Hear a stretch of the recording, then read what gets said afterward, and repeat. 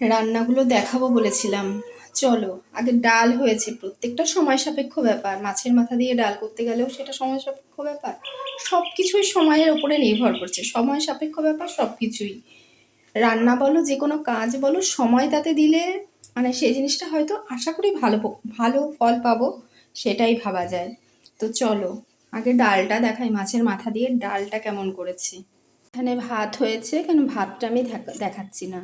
আর এখানে করেছি ঘন করে মুগ ডাল মাছের মাথা দিয়ে। এর মধ্যে অনেক কিছু রয়েছে, সবাই জানো, নতুন করে আর বলার কিছু নেই। ঘন করে মুগ ডাল করেছি। এই মুগ ডালের সাথে ভাবছি কিছু ভাজা করব, মানে ওই যে কালারফুল যে পাঁপড়গুলো পাওয়া যায় ট্রেনে, সেইগুলো আমার কাছে আছে, সেইগুলো একটু ভাজা করব। আর করছি কি, এঁচোড় চিংড়ি। তাও এঁচোড় চিংড়িটা এখনও গ্যাসে চাপানো আছে, দেখাচ্ছি কত দূর হয়েছে সেটা আমি দেখাচ্ছি। লাস্ট ফিনিশিং তো অবশ্যই দেখাবো, কিন্তু এটা কেমন হয়েছে কত দূর হয়েছে সেটা দেখাচ্ছি। পেঁয়াজ রসুন দিয়ে আপাতত ভালো করে কষতে দিয়েছি। কোনো লঙ্কার গুঁড়ো আজকে আমি দেইনি, বেশ খানিক হলুদের গুঁড়ো দিয়েছি। কালারটা মোটামুটি মন্দ আসেনি কাঁচা লঙ্কা দিয়ে করলেও। হলুদ, র্যান্ডাম কিছু মশলা জানোই, পেঁয়াজ রসুন আদা। আর এর মধ্যে তো চিংড়ি মাছ আছেই। চিংড়ি মাছটাকে আগে ভাজিনি, চিংড়ি মাছটাকে কাঁচাই মশলার মধ্যে দিয়ে দিয়েছি, তাতে টেস্টটা আরও ভালো হয়। আলু তো আছেই। এই আলুটা আগে ভাজতে ভুলে গেছিলাম, মানে পেঁয়াজ ভাজার পর তারপরে আলুটাকে ভেজেছি। এর মধ্যে একটু টমেটো আছে। এবার সামান্য একটু জল দিয়ে, নরম হয়েই এসছে, এক হাতে ঠিক হচ্ছে না, দাঁড়াও। সুন্দর করে তেল মশলা প্রচুর লেগেছে আজকে, বিশেষ করে তেলটা তো ভীষণ লাগে। চেষ্টা করেছি ভালো করে রান্না করার, হয়তো আশা করি টেস্ট হবে।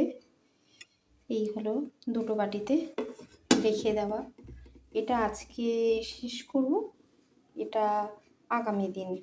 এই আগামী দিন আমার শনিবার, আমি খাবো না। কালকের থেকে তো অনেকে নিরামিষই চলবে, অন্তত সোমবার মঙ্গলবার অবধি, এই আর কি। এর থেকেও ভালো তোমরা এঁচোড় রান্না করতে পারো আমি জানি। কেমন লাগলো জানিও। পেঁয়াজ রসুন তেল মশলা বললাম যথেষ্ট পরিমাণ দিয়েছি, ঘি দিয়েছি লাস্টে। তারপরে তো গরম মশলা ফরম মশলা দিতেই হয়, এইগুলো দিয়েই রান্না করা। তো সবাই এইভাবেই রান্না করো। মনে হচ্ছে দানাগুলো দেখে আর একটু ওটাকে মজালে ভালো হতো, মানে নরম হয়ে গেছে পুরো, কিন্তু মানে মনে হচ্ছে যেন চেয়ে চেয়ে আছে।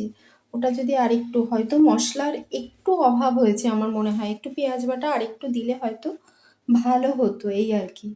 তো যাই হোক, চেখে দেখলাম মন্দ হয়নি। তো যাই হোক, কেমন লাগলো আর তোমাদের লাঞ্চ মেনু কি অবশ্যই জানিও আমাকে। আরেকটা বিষয় বলতে ভুলে গেছি, এর সাথে আমাদের কালকের তৈরি করা তেলাপিয়া মাছও ছিল। এই সেই তেলাপিয়া মাছ মাইক্রোতে আগে বসাই, খেতে দিতে হবে।